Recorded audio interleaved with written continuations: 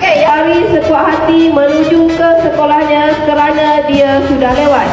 Tiba-tiba, dia ternampak sesuatu yang berkilau di tepi longkang berhampiran pagar sekolahnya. Cikgu nak kamu sambung cerita tersebut dalam 30 hingga 50 patah perkataan. Ada dapat tak? Okey, sekarang cikgu nak minta volunteer. Siapa yang nak? Boleh semua. Nama saya Alia Adriana dari kelas 1 KRC. Pagi itu cuaca sangat mendung. Amir berlari sekuat hati menuju ke sekolah kerana sudah lewat. Tiba-tiba dia ternampak sesuatu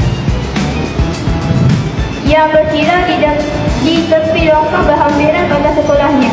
Amir perlahankan langkah lalu menunduk untuk melihat dengan lebih dekat. Rupa-rupanya seutas jam yang mahal. Amir berfikir, walaupun dia tergesa-gesa, dia tahu jam itu pasti milik seseorang. Dengan rasa tanggungjawab, Amir mengambil jam tersebut dan bercadang untuk menyerahkannya kepada guru disiplin atau guru kaunseling setibanya di sekolah. Saya saya dari kelas 2.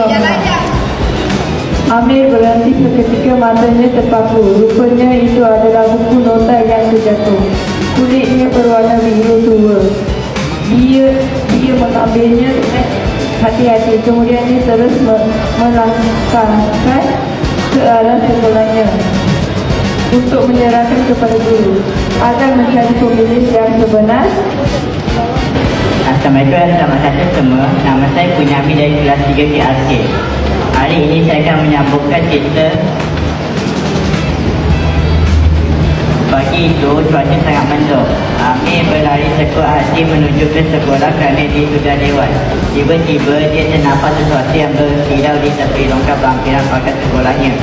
Rupa-rupanya ia merupakan kunci emas lama yang berkilau. Amir mengambil kunci tersebut dan menyerahkan kunci itu kepada guru. Setelah mengetahui kegunaannya, barulah dia tahu kunci itu merupakan kunci kepada store lama yang menyimpan bahan bacaan dan permainan tradisional. Tanggungjawab Amir kini telah membongkarkan rahsia di sebelah store lama yang hampir terkunci selama-lamanya. Sekian, terima kasih. Nama saya dan saya dari Asai. Pagi itu cuaca sangat mendung. Amir berlari sekuat hati menuju ke sekolah kerana dia sudah lewat. Tiba-tiba dia ternampak sesuatu yang berkilau di tepi longkang berhampiran pagar sekolahnya.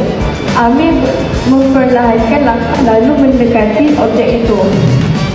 Rupa-rupanya sebuah dompet Yusuf dan sekeping nota misteri.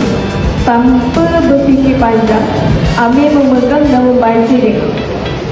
Tidak sangka penemuan itu bakal mengubah harinya di sekolah dan hidupnya.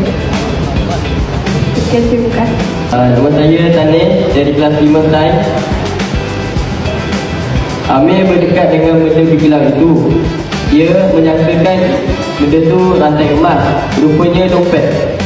Amir pun menyerahkan dompet itu kepada guru disiplin di pejabat. Tuan dompet itu berterima kasih kepada Amir